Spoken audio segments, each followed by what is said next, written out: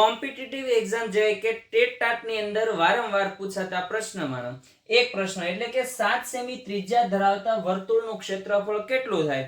તો હવે આપણે અહીંયા સૂત્ર આવડતું હોવું જોઈએ કે વર્તુળનું ક્ષેત્રફળ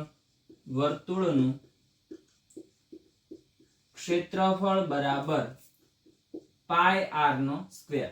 r એટલે તો કે ત્રિજ્યા અને પાઈ એટલે જો પાઈ ની કિંમત જો તમને અહીંયા રકમની અંદર આપી દીધી હોય, માનો કે ઉલ્લેખ કરેલો છે 3.14 એમ, બરાબર, તો તમારે પાઈ બરાબર 3.14 લેવાના. પણ કોઈ જાતનો રકમનો ઉલ્લેખ રકમની અંદર પાઈનો કોઈ ઉલ્લેખ જ ન કરેલો હોય ત્યારે આપણે હંમેશા પાઈની કિંમત કેટલી લેવાની તો કે 22/7 ગુણ્યા r એટલે તો કે 7 સેમી ત્રિજ્યા, 7 સેન્ટીમીટર ગુણ્યા 7 સેન્ટીમીટર, બરાબર.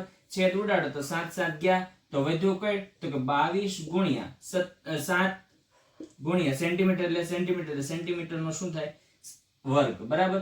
22 છતાં કેટલા થાય તો કે 154 સેન્ટીમીટર નો સ્ક્વેર. તો અહીંયા વર્તુળનું ક્ષેત્રફળ કેટલું આવે છે તો કે 154 સેન્ટીમીટર સ્ક્વેર.